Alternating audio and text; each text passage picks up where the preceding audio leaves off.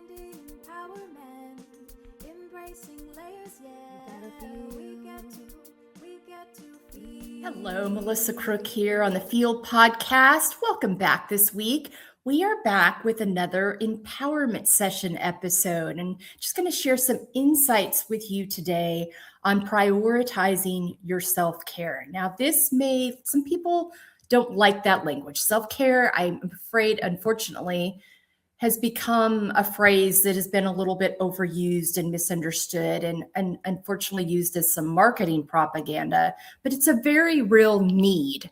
But there's other ways you can look at it. If self-care throws you, it might be self-preservation, self-sustaining, self-leadership. These are all words. The important point here is that you are finding ways to care for you, to fill your cup. So we're going to talk about that today and what it could look like.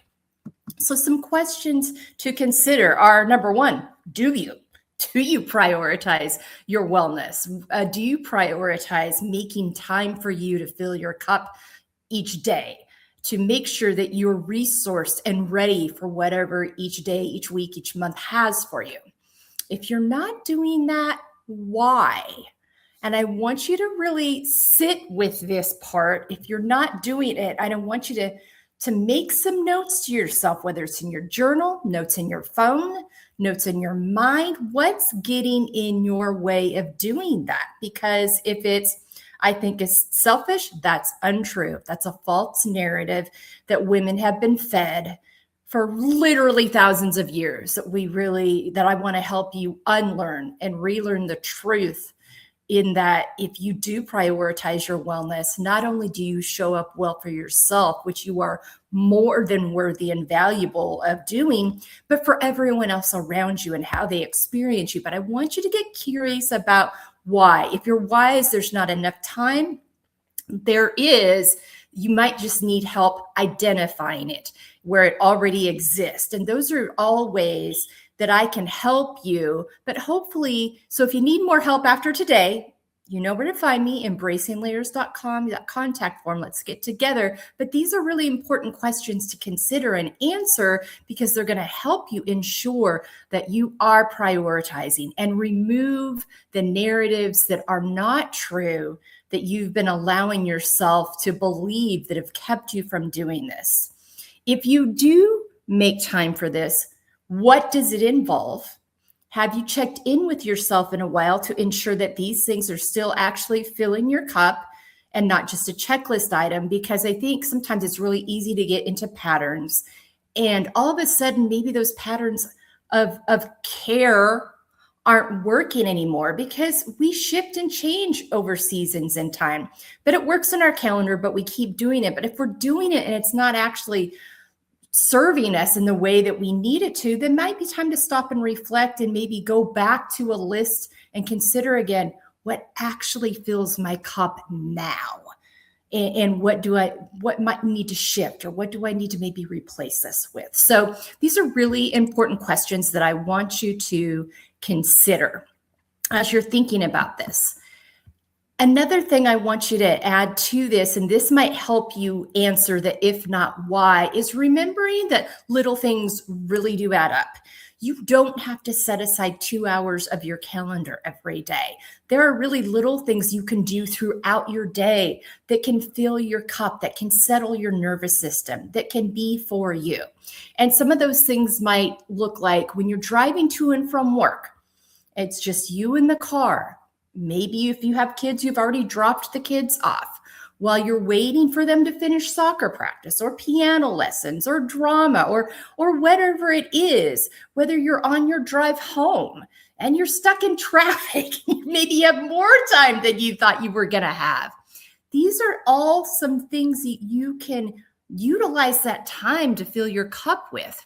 It might be listening to your favorite music, listening to your favorite podcast, taking some time to do some breathing exercises, go for a walk around the block if you're waiting for a kiddo or a partner to finish up a meeting or a practice or something they're involved in after school.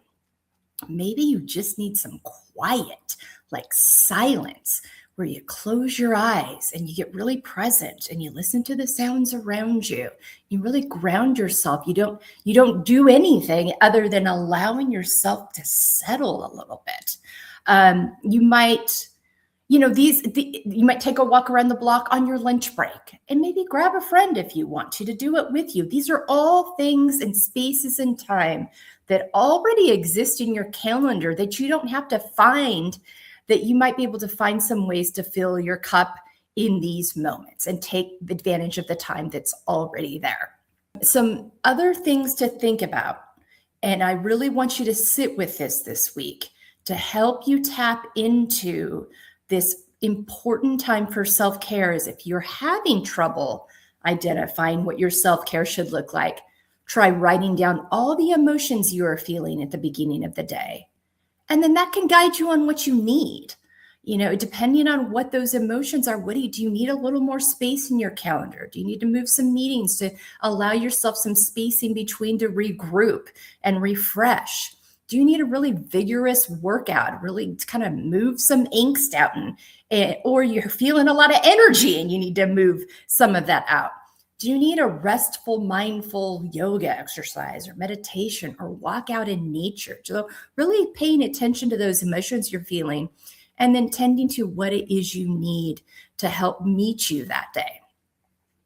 And like I said, if you're feeling stressed or anxious, that comes up.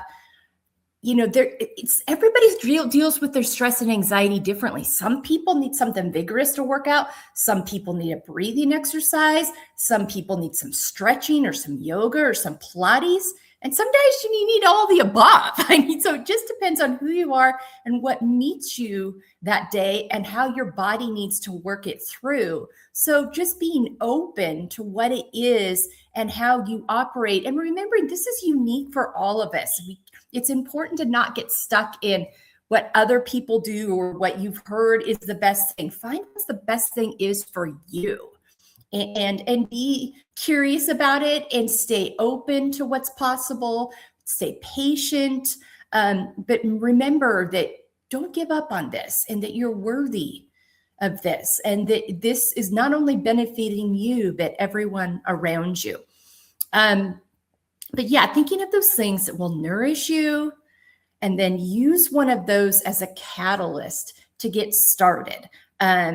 Settling those nervous system opportunities throughout the day. It might mean setting, if you're having in a high stress situation at work or a high stress situation in your personal life or family, sometimes that means really intentionally setting your alarm clock once every hour. You stop for 3 to 5 minutes. Walk around the block outside, do some intentional box breathing exercises, sit outside, breathe in the fresh air, listen to the birds without any noise, whatever that thing is. So just meeting yourself where you are each day. The most important thing is that you carve out that time, because you are worthy, you are valuable, and you get to choose. And if you need more help with this, reach out to me on embracinglayers.com on that contact form, and let's talk about what's going to support you in this area. To get this in your calendar, remember, we prioritize what we value, and those things make our calendar. Make sure that you are the first one that goes in, and then you're scheduling around that and not being the first one that goes out when things get hectic. Take good care of yourselves. I hope you found this supportive. We'll see you next time here on the Feel Podcast. Hello, and thank you so much for being with us today on this episode of the Feel Podcast. If you would like more information on how you can apply these talking points that I share with our guests in each episode to your own life, really utilize this Feel framework, go to embracinglayers.com, fill out our contact form, and let's set up a free 30-minute consultation to talk about how you can start living your most authentic, organic, healthy, feel-fueled life. Thanks again for being with us today. We'll be back to you soon with another episode here on the Feel Podcast.